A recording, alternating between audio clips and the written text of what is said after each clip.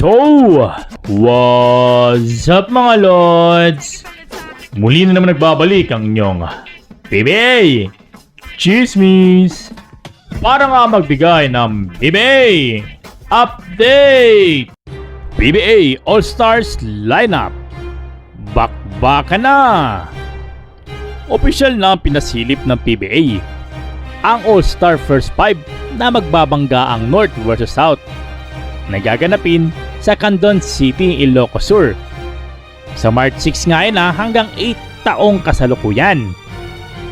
Pangungunahan ni SMB 9-time MVP Junmar Fajardo na tumabo ng 33,360 na boto upang banderahan ang South All-Stars.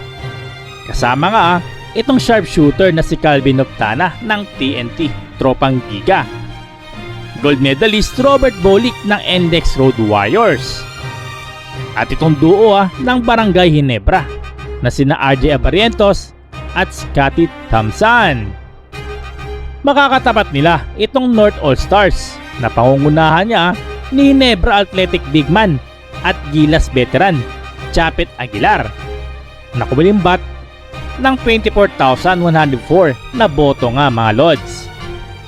Sasandalan ng North All-Star itong Titan Beast Calvin Abueva.